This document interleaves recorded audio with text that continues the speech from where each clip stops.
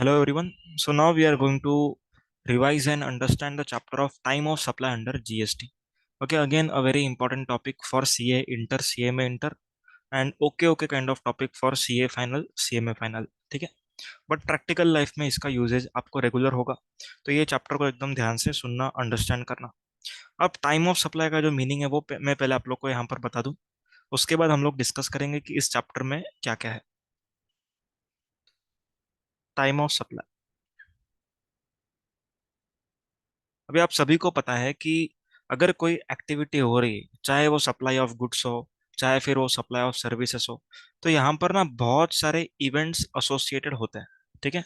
For example अगर मैं supply of services की बात करूँ, ठीक है, if you are talking about supply of services, then in that case कितने इवेंट्स होंगे वहां पर? Commencement of service, completion of service, payment received date, invoice date, part payment date. ठीक है, तो ये बहुत सारे इवेंट्स वहां पर होते हैं. तो टाइम ऑफ सप्लाई का जो मेन पर्पस है, it is to define a point at which government will get its revenue. ठीक है, when the liability of a person triggers और arises is called as time of supply. ठीक है. GST के time of supply का meaning क्या है? GST में टाइम ऑफ सप्लाई का मीनिंग ये है कि date on which date on which liability to pay GST arises. Liability to pay GST arises. अभी जिन लोग को जीएसटी लॉ ऑलरेडी पता है, वो लोग क्या बोलेंगे? 20 तारीख of every next month is the liability date. नहीं, ऐसा नहीं है. ठीक है. हम लोग यहाँ पर पेमेंट का ड्यू डेट नहीं निकाल रहे. हम लोग यहाँ पर क्या निकाल रहे हैं? लायबिलिटी जिस दिन अराइज हुआ वो डेट यहाँ पर हम लोग निकालने वाले हैं. ठीक है. एक एग्जांपल देता हूँ. अगर आपने 1 अप्रैल को कुछ गुड्स परचेस किया, ठीक है, ये एग्जाम्पल जो टाइम ऑफ सप्लाई का एग्जाम्पल नहीं है, ठीक है, ये आपको मीनिंग बताने के लिए एग्जाम्पल है.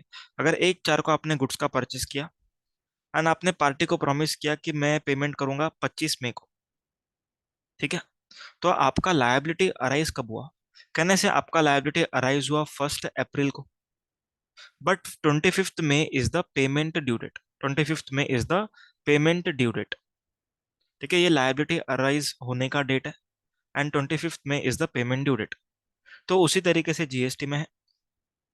जीएसटी में टाइम ऑफ सप्लाई जो होगा, फॉर एग्जांपल अप्रैल मंथ, ठीक है, अप्रैल मंथ में फॉर एग्जांपल आपने बहुत सारे ट्रांजेक्शन्स किए अलग अलग डेज पर, तो ये सबका टाइम ऑफ सप्लाई है वो इंडिविजुअल डेट्स है. This is the time of supply. Individual dates time of supply होंगी, पर इन सारे टाइम ऑफ सप्लाई का पेमेंट कब किया जाएगा? In GSTR 3B of April which will be filed by 20 मई. समझ में आ रहा है? तो ये जो पर्टिकुलर डेट है कि कौन से दिन पर लायबिलिटी अराइज हुआ, ये डेट निकालने के लिए टाइम ऑफ सप्लाई का प्रोविजन समझना इंपॉर्टेंट है. आ रहा है समझ में? क्लियर है क्या? तो टाइम ऑफ सप्लाई मतलब टाइम नहीं है, वो डेट है. ठीक है, इट इज अ डेट. ऐसा डेट जिस दिन पर किसी भी रजिस्टर्ड पर्सन को जीएसटी लायबिलिटी अराइज होने का डेट है. ठीक है, जीएसटी लायबिलिटी अराइज होगा, वो लायबिलिटी को पे करने का डेट क्या रहेगा? उस मंथ के 3B तक. ठीक है, that is the due date. Due date of 3B is the due date of payment. Clear है point? Okay. So now let us understand the brief overview of this chapter and then we will understand in detail. अभी ये chapter में हम लोग को goods के लिए अलग टाइम ऑफ सप्लाई के प्रोविजंस मिलेंगे, ठीक है, एंड सर्विस के लिए अलग से टाइम ऑफ सप्लाई के प्रोविजंस मिलेंगे. गुड्स के लिए अलग, सर्विस के लिए अलग. ओके, गुड्स के लिए अलग है एंड सर्विस के लिए अलग है.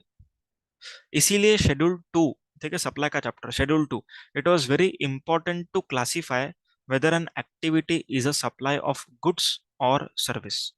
क्योंकि गुड्स होगा तो अलग टाइम ऑफ सप्लाई का प्रोविजंस लगेगा, सर्विस होगा तो अलग टाइम ऑफ सप्लाई का प्रोविजंस लगेगा. अगर गुड्स होगा तो इसके अंदर अगेन 3 केसेस है. Forward charge, second case is reverse charge and third case is continuous supply of goods. ठीक है, देखो ये जो हमने यहाँ पर फ्लो चार्ट बनाया है ये सेक ऑफ सिंप्लिसिटी के लिए, सेक ऑफ अंडरस्टैंडिंग के लिए. सर्विस में भी again same, forward charge, reverse charge and continuous supply of service.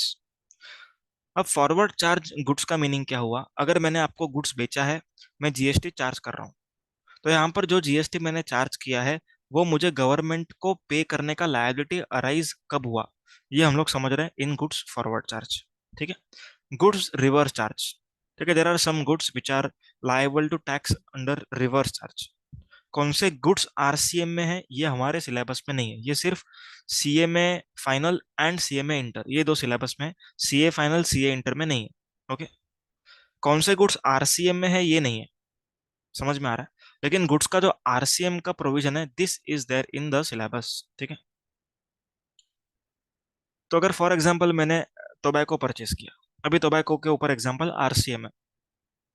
So in this case जो भी रिसिपिएंट होगा, उस रिसिपिएंट को गवर्नमेंट को, ठीक है, इस आरसीएम का लायबिलिटी पहुंचा, इस आरसीएम का लायबिलिटी पे करने का, लायबिलिटी कब अराइज हुआ ये हम लोग यहाँ पर देख रहे हैं। ठीक है, आरसीएम लायबिलिटी कब पे करना है, कब अराइज हुआ, ठीक है, ये हम लोग यहाँ पर समझ रहे हैं। Next is continuous supply of goods, ये हम लोग अप्रोप्रिएट टाइम पर पढ़ेंगे। नेक्स्ट इज सर्विस का फॉरवर्ड चार्ज। अगर मैं सर्विस दे रहा हूँ, मैं जीएसटी चार्ज कर रहा हूँ, तो जो जीएसटी मैं चार्ज कर रहा हूँ वो जीएसटी पे करने का लायबिलिटी कब अराइज हुआ, ये हम लोग यहाँ पर सीखेंगे। आरसीएम का सर्विसेज, इसमें अगेन दो पार्ट में डिवाइड किया हुआ है, ये दो पार्ट क्या है वो हम लोग बाद में समझेंगे। आरसीएम का सर्विसेज मतलब जो 16 सर्विसेज था, याद आ रहा है, जीटीए, ठीक है, lawyer, arbitral tribunal, sponsorship, government, director, तो ये जो 16 सर्विस है, इसमें जो रिसिपिएंट को जीएसटी पे करना है, तो रिसिपिएंट का लायबिलिटी कब ट्रिगर होगा, कब अराइज होगा, ये हम लोग इस पार्ट में सीखेंगे। And the last one is continuous supply of service, ये अप्रोप्रिएट टाइम पर पढ़ेंगे। उसके बाद सम स्पेशल केसेस हम लोग देखेंगे। ठीक है, special cases which are common for goods और services, which are common for goods और सर्विसेज, दोनों के लिए कॉमन रहेगा। ये तीन केसेस रहेंगे यहाँ पर, voucher, late payment and residual. ठीक है। और लास्ट में change in effective rate of tax पढ़ेंगे। ये सिर्फ सीए फाइनल, सीए में फाइनल एंड सीए में इंटर को है, दैट इज सीए इंटर को नहीं है। क्लियर। ये सेक्शन 14 है, ये सेक्शन 12, ये सेक्शन 13 एंड ये सेक्शन 14, ऐसे तीन सेक्शन है। सीजीएसटी एक्ट के सेक्शन है, सेक्शन 12, 13 एंड 14। आया समझ में, एक ब्रॉड ओवरव्यू क्लियर। अभी हम लोग चार्ट के थ्रू समझते हैं कि forward charge goods, reverse charge goods, इसमें टाइम ऑफ सप्लाई क्या होता है। ठीक है, ये देखो बेसिक इंट्रोडक्शन मैंने आपको बता दिया। अब नॉर्मल सप्लाई ऑफ गुड्स, ठीक है, इसमें आपको सिंपल याद रखना है, डेट ऑफ इनवॉइस और last date to issue invoice whichever is earlier. मतलब मैंने गुड्स आपको बेचा है, फॉरवर्ड चार्ज में लायबल हूँ, मतलब मुझे जीएसटी चार्ज करना है एंड देन पे करना है। ओके। तो यहाँ पर टाइम ऑफ सप्लाई हम लोग ढूंढ रहे हैं कि what will be the exact date जिस दिन सप्लाई हुआ ये माना गया। Okay, the exact date would be date of invoice और last date to issue invoice. What is the meaning of date of invoice? Date of invoice का meaning क्या है? जो दिन आपने इनवॉइस बनाया।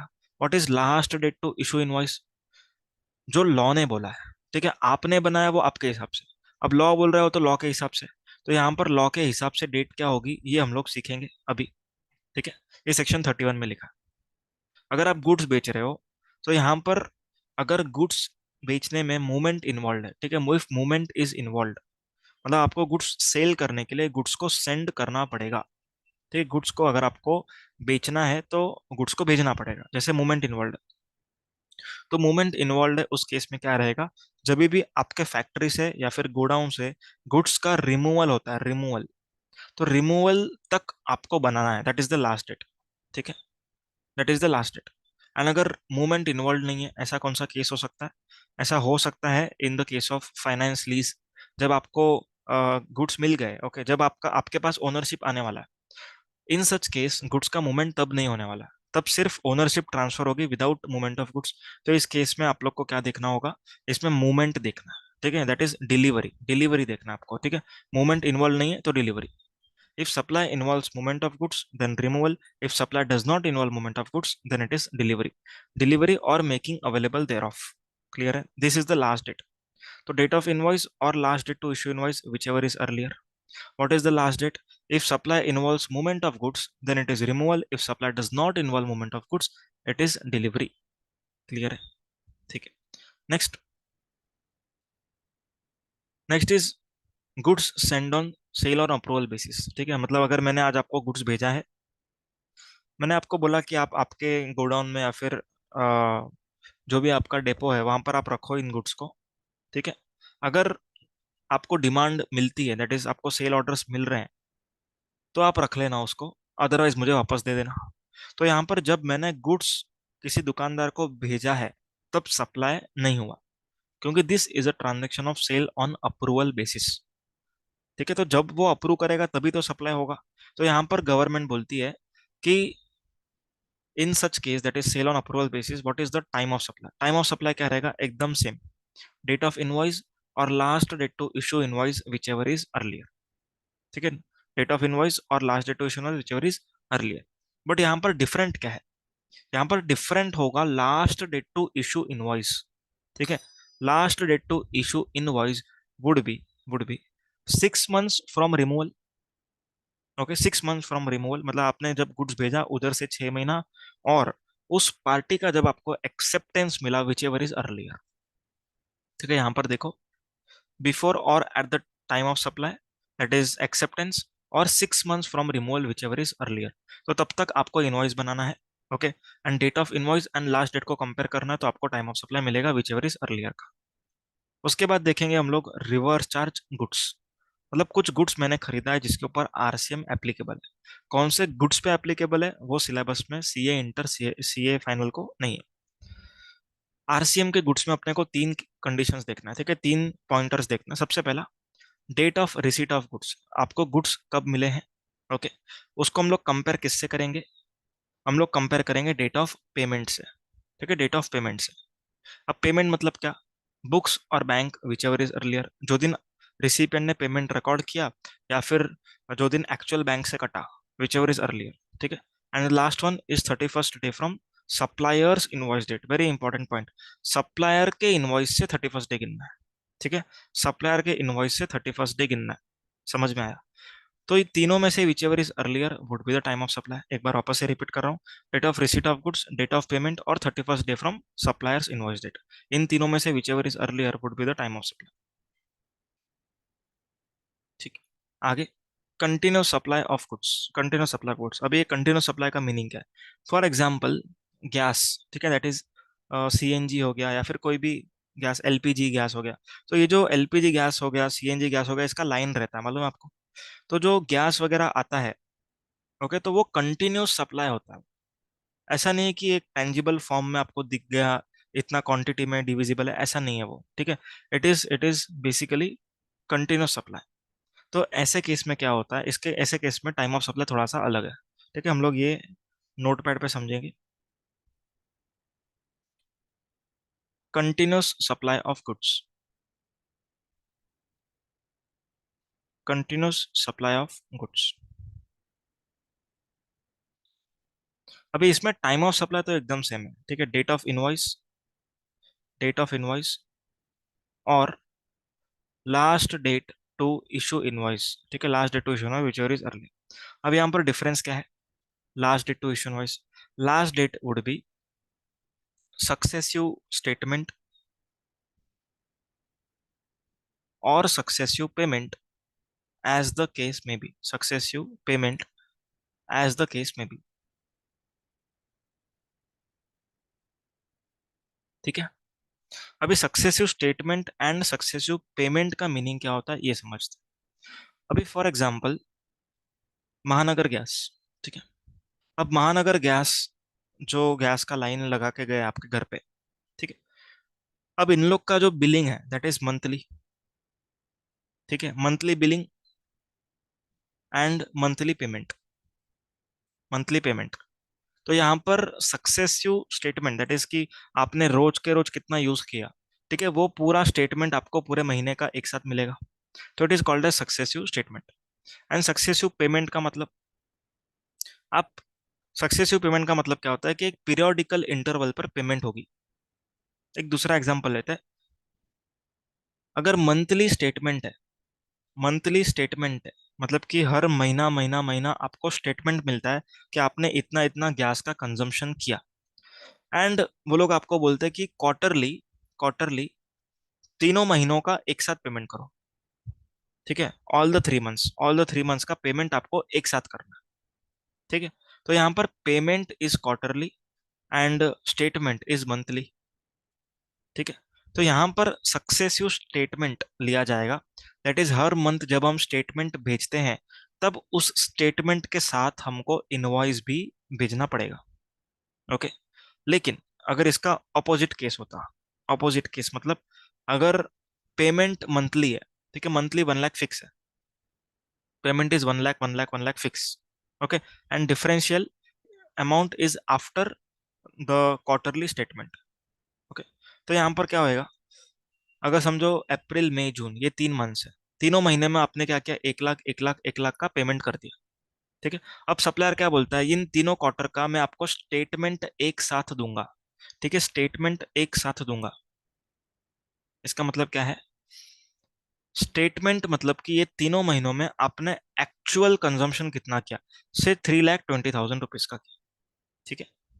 तो स्टेटमेंट 3,20,000 का आएगा, अभी इनवॉइस भी 3,20,000 का ही आएगा, लेकिन आपने पेमेंट कितना किया है, सिर्फ 3 लाख का पेमेंट किया, तो 20,000 क्या है, डिफरेंशियल। सर 20,000 आपका डिफरेंशियल है। ओके, तो यहां पर क्या होता है, 1 lakh 1 lakh 1 lakh is called as successive payment, successive payment. तो जब भी आप 1 लाख रुपया पे कर रहे हो सप्लायर को, तब सप्लायर ने आपको इनवॉइस देना है इस 1 लाख रुपए का, ठीक है, इस 1 लाख 1 लाख 1 लाख का, समझा। एंड जो 20,000 है, ये 20,000, तो ये फाइनलाइज कब हुआ, at the date of statement, ठीक है, स्टेटमेंट के दिन पर ये 20,000 फ्रीज हुआ, तब तक तो नहीं पता था ना। तो जब भी स्टेटमेंट इशू हुआ, that would be the last date for this 20,000, ठीक है, that would be the last date for this 20,000, for last date to issue invoice. Okay, एक डेट के साथ एग्जांपल लेते तो ज्यादा क्लैरिटी मिलेगा।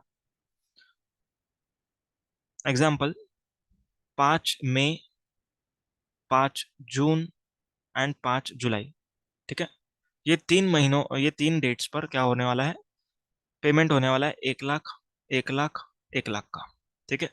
अभी ये तीनों महीने में, दैट इज अप्रैल मई जून, ये अप्रैल क्यों लिख रहा हूँ, अप्रैल महीने में जो कंजम्पशन किया उसका पेमेंट 5 मई, मई महीने में जो कंजम्पशन किया उसका पेमेंट 5 जून, जून महीने में जो किया उसका पेमेंट 5 जुलाई, ठीक है। तो टोटल आपने 3 लाख का पेमेंट अब तक कर लिया, ठीक है। अब क्या हो रहा है, यहाँ पर बीच में कहीं तो, दैट इज 3 जुलाई को, 3 जुलाई को इनवॉइस आया 3,20,000 का, ठीक है, एंड आपने से 17 जुलाई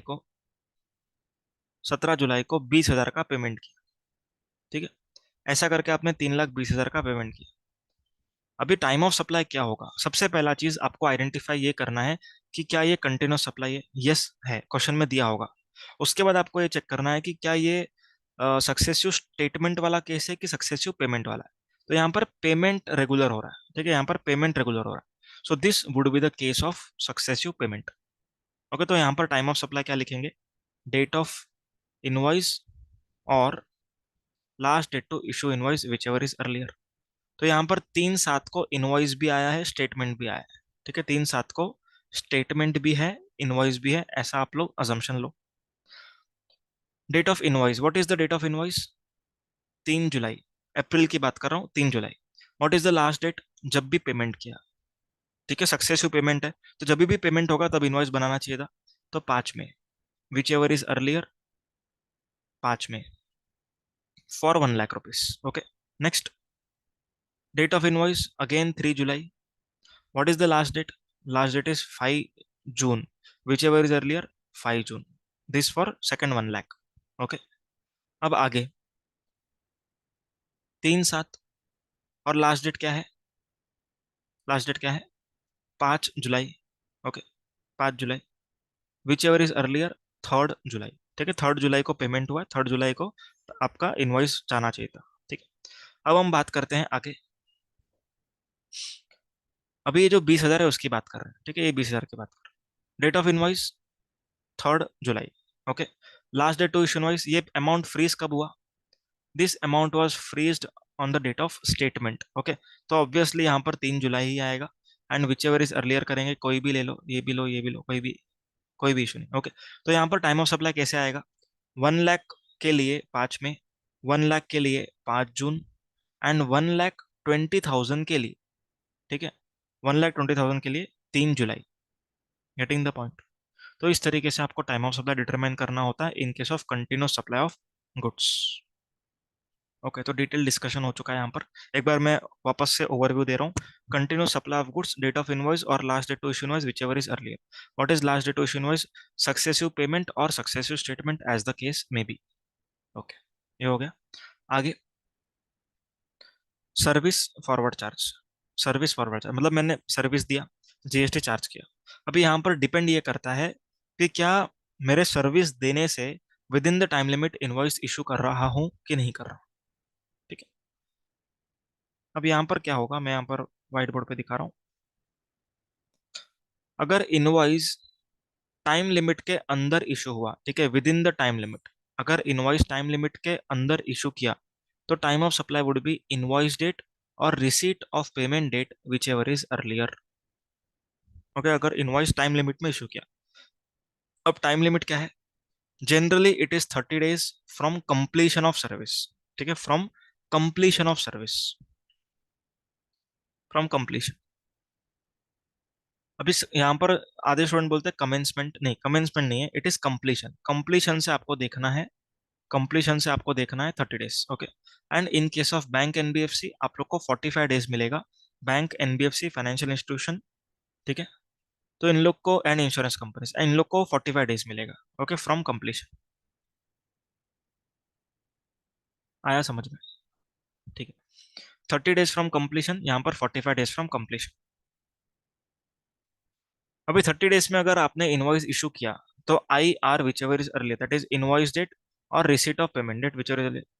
अगर आउट ऑफ टाइम लिमिट है, मतलब कि 30 दिन खत्म हो चुका है, पर फिर भी आपने अब तक इनवॉइस इशू नहीं किया, तो जिस दिन भी सर्विस कंप्लीट हुआ था वो दिन या फिर receipt of payment date whichever is earlier would be the time of supply. यहाँ पर रिसीट ऑफ पेमेंट का मीनिंग क्या है? बुक्स और bank whichever is earlier. ठीक है, बुक्स और bank whichever is earlier. यहाँ पर बुक्स और बैंक, ये बुक्स किसका देखेंगे हम लोग? यहाँ पर सप्लायर का देखेंगे क्योंकि फॉरवर्ड चार्ज है। रिवर्स चार्ज में रिसीपेंट का देखेंगे, मीनिंग देयर बाय जो भी पर्सन जीएसटी भरने वाला है उसका बुक्स देखना है। ओके, तो सर्विस का फॉरवर्ड चार्ज क्लियर है। 30 दिन में इनवॉइस इशू किया तो I R whichever is earlier, नहीं किया तो S R whichever is earlier. अब बात करते हैं हम लोग रिवर्स चार्ज की। ठीक है, अब हम लोग बात करेंगे रिवर्स चार्ज। रिवर्स चार्ज में जैसे यहाँ पर बताया था दो केसेस है। ठीक है, रिवर्स चार्ज में दो केसेस। सबसे पहला केस, सबसे पहला केस,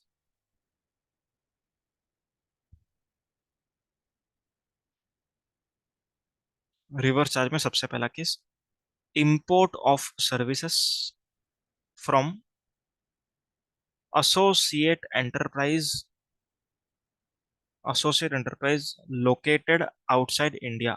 ठीक है, लोकेटेड आउटसाइड इंडिया, अगर इंडिया के बाहर से। ठीक है, एसोसिएट एंटरप्राइज, एसोसिएट एंटरप्राइज का डेफिनेशन इनकम टैक्स एक्ट का लेना है। ठीक है, मतलब ऐसी एंटिटी जिसमें आपका होल्डिंग 26% से ज्यादा है, कंट्रोल है, या फिर कॉमन शेयर होल्डिंग 26% से ज्यादा है, मतलब जो भी है, तो आपको इनकम टैक्स एक्ट देखना पड़ेगा। तो इनकम टैक्स एक्ट के हिसाब से अगर कोई एसोसिएट एंटरप्राइज है आपकी आउटसाइड इंडिया, उससे अगर आपने कोई सर्विस लिया, तो in this case payment date, payment date is the time of supply. ठीक है, payment date is the time of supply. अब पेमेंट डेट का मतलब क्या है? बुक्स और bank whichever is earlier.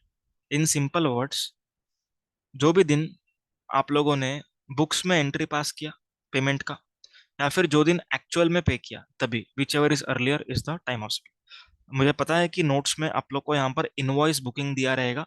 अभी वहां पर इनवॉइस बुकिंग क्यों लिखा है? क्योंकि लॉ में पेमेंट डेट ऐसा नहीं लिखा है। लॉ में खाली लिखा है कि date as entered in books of accounts. ठीक है, जब भी पेमेंट की बात करते हैं तो वो लोग लिखते हैं date of payment as entered in books of account. इसलिए चार्ट्स में एंड नोट्स में आप लोग को क्या दिखेगा? Invoice booking. लेकिन आईसीआई के सॉल्यूशन में आप लोग को पेमेंट का एंट्री देखना है। ठीक है, पेमेंट का एंट्री बुक्स में देखना है, एंड एक्चुअल में बैंक से पैसा कब कटा है वो देखना है। Which ever is earlier would be the time of supply. Others, others case, others मतलब इसको छोड़ के, इसको छोड़ के अभी अदर्स में क्या क्या आ सकता है? जो 16 सर्विसेज हमने देखी थी आरसीएम में जिनका टैक्सेबिलिटी होता है, ओके, वो 16 सर्विसेज। अभी उसमें आपको देखना है 61st day from suppliers invoice date, ठीक है, 61st day from suppliers invoice date, और date of payment whichever is earlier, 61st day from suppliers invoice date, ठीक है, मतलब जो दिन सप्लायर का इनवॉइस है उस दिन को छोड़ के गिनना। देखो वेरी इंपॉर्टेंट पॉइंट, क्योंकि एग्जाम में ना मिस्टेक होता है, एंड आईसीआई जो है वो एक दिन छोड़ के काउंट करता है, okay. And normally it should be including the suppliers invoice date, but ICI के सारे आंसर में एक्सक्लूडिंग है, तो आपको एग्जाम में एक्सक्लूडिंग करना है। एक एग्जाम्पल के साथ मैं यहाँ पर बता रहा हूँ ताकि क्लियर कट समझ में आए। अगर सप्लायर ने इनवॉइस इशू किया अपने को 3 जून को, ठीक है, तो इसके बाद 61st डे क्या होगा, इसके बाद 61st डे क्या होगा, answer would be 30 days of June -3, ठीक है, सो 27 days जून का, ओके। जुलाई का 31 days, अब तक कितना हो गया, 8 and 5, 58 हुआ, 58 हुआ, 58, अपने को 61st चाहिए, ओके, मतलब 3 दिन हमको ऐड करने पड़ेंगे, सो इट विल बी 61। आया समझ में, क्लियर है क्या? तो 3 दिन ऐड किया मतलब this is the 3rd August, is the 3rd अगस्त, तो 3rd August would be the 61st day from 3rd June.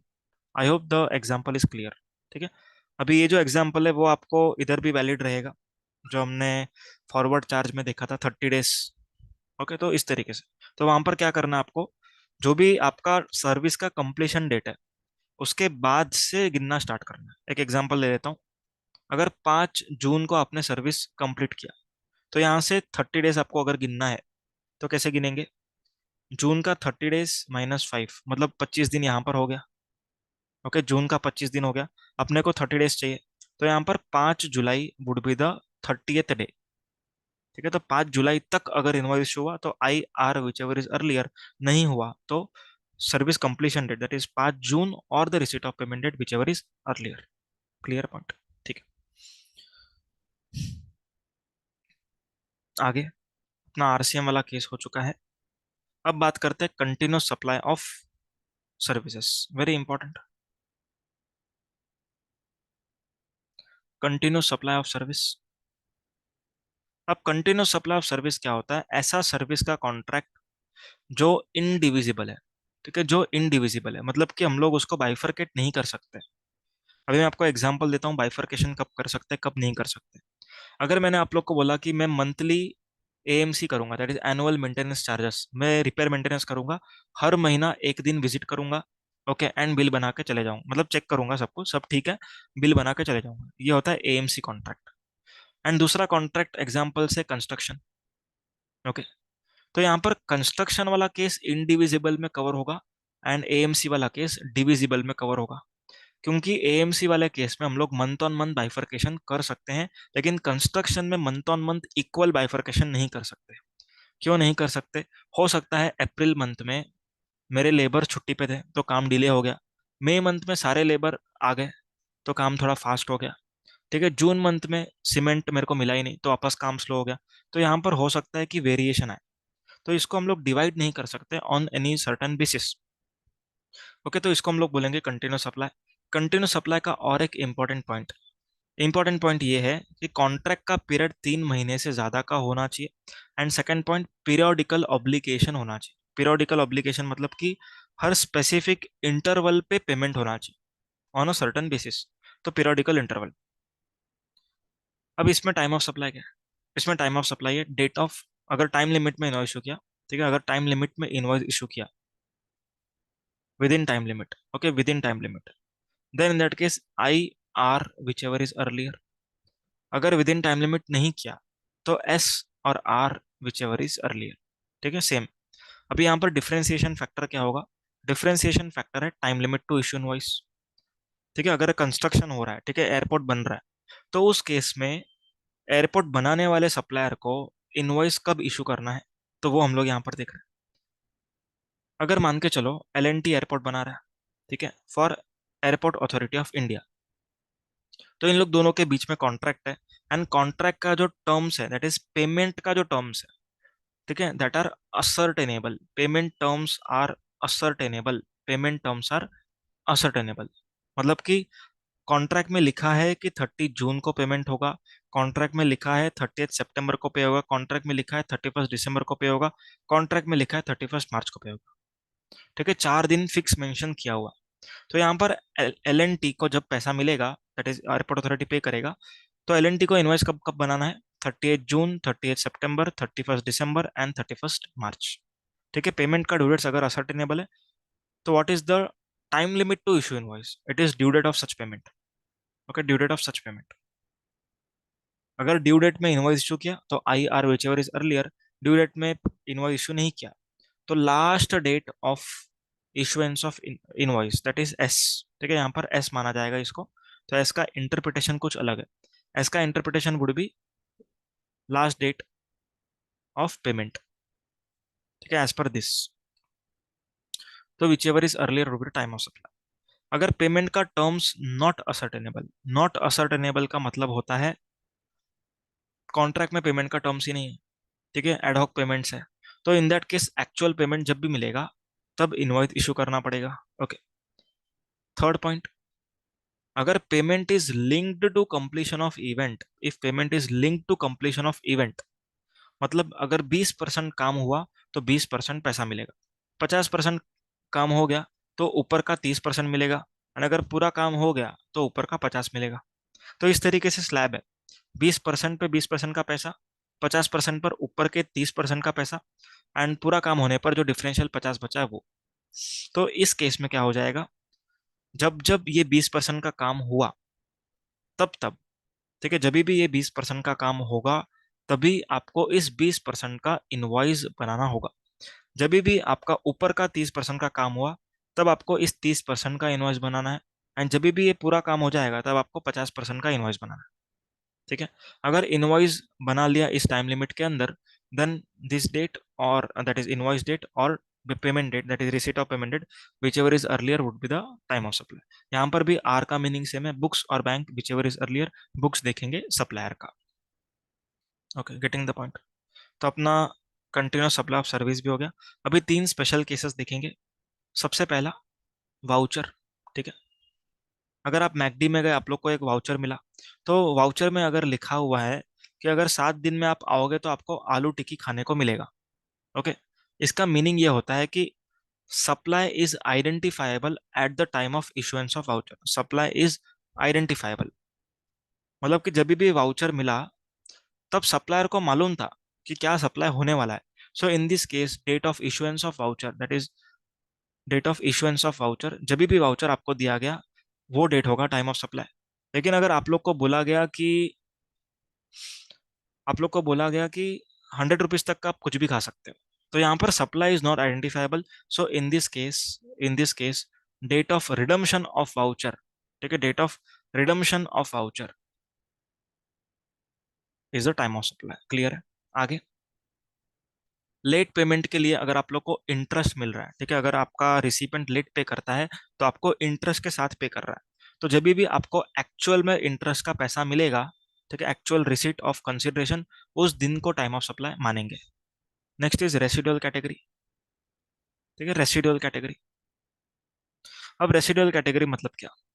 Residual category में आप लोग को यहाँ पर दो पार्ट में बाइफरकेट करना। अगर आरसीएम की हम बात करें, आरसीएम का मीनिंग ध्यान से समझना। अगर आरसीएम का जो टाइम ऑफ सप्लाई का प्रोविजंस है वो आपने अप्लाई किया, लेकिन आपको टाइम ऑफ सप्लाई उसमें से नहीं मिल रहा है। ठीक है, एक एग्जांपल लेते हैं। Date of receipt of goods, कब गुड्स आया पता नहीं।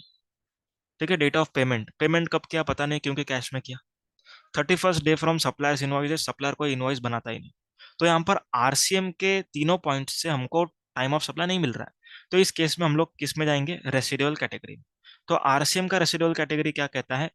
जब भी रिसिपिएंट अपने बुक्स में सप्लाई को शो करेगा, रिसिपिएंट जब भी बुक्स में इनवर्ड सप्लाई को शो करेगा in their books, that will be the time of supply. Clear?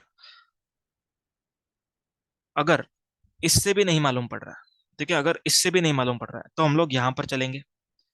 तो यहां पर मैं लिख रहा हूं RCM other than this point. Okay, this point, this main point. या फिर सेकंड वाले में हम लोग कब जा सकते हैं?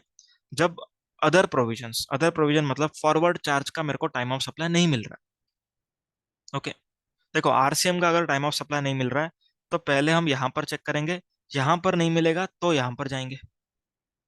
लेकिन अगर फॉरवर्ड चार्ज का टाइम ऑफ सप्लाई नहीं मिल रहा है तो हम लोग यहाँ पर नहीं आएंगे, हम लोग डायरेक्टली यहाँ पर जाएंगे। ओके, तो फॉरवर्ड चार्ज का या फिर कोई भी दूसरा टाइम ऑफ सप्लाई नहीं मिल रहा है तो यहाँ पर other provisions would be attracted, that is residual वाला, दैट विल बी।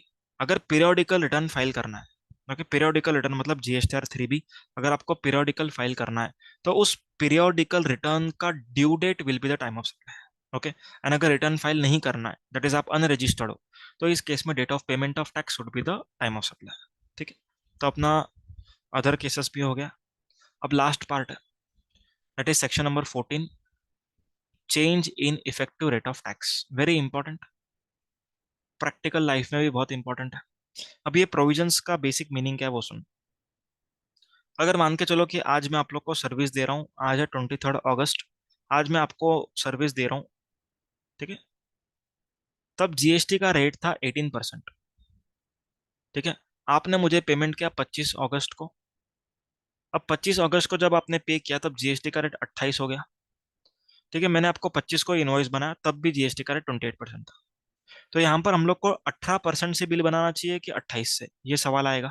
ओके, या तो फिर इसका मतलब परम्यूटेशन कॉम्बिनेशन बना सकते हो। आपने जब पे किया, ओके, तब 18% पे आपने पे किया, लेकिन जब मैं इनवॉइस इशू करने गया तब जीएसटी का रेट 28% था।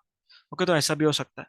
तो इसलिए सेक्शन नंबर 14 इंपॉर्टेंट है। Section number 14 is non obstante clause. Non obstante का मीनिंग होता है कि in case of change in rate of tax, section number 12 and section number 13 would not be applicable, would not be applicable। Clear है? अभी यहां पर आपको मैं पहले प्रोविजन बताता हूँ। प्रोविजन एकदम सिंपल है। प्रोविजन कैसे याद रखना है? Majority wins. ठीक है, प्रोविजन कैसे याद रखेंगे? Majority wins. कैसे? मान के चलो ये टाइमलाइन है, इस दिन पर रेट चेंज हुआ। ठीक है, यहाँ पर आपने सप्लाई कर दिया था, आपने इनवॉइस भी दे दिया था, पर पेमेंट आपको चेंज इन रेट के बाद में आया। ओके, तो इस केस में मेजोरिटी कहाँ पर है? लेफ्ट हैंड साइड पे। ओके, तो यहाँ पर इनवॉइस के दिन पर जो रेट ऑफ टैक्स होगा उस रेट से इनवॉइस बनेगा। ओके, तो मेजोरिटी हो गया। सेकंड वाला केस, सप्लाई यहाँ पर है, पेमेंट यहाँ पर है, इनवॉइस इधर है, मेजोरिटी कहाँ है? यहाँ पर, तो ये वाला। लेकिन अगर सप्लाई के बाजू में कुछ भी नहीं है,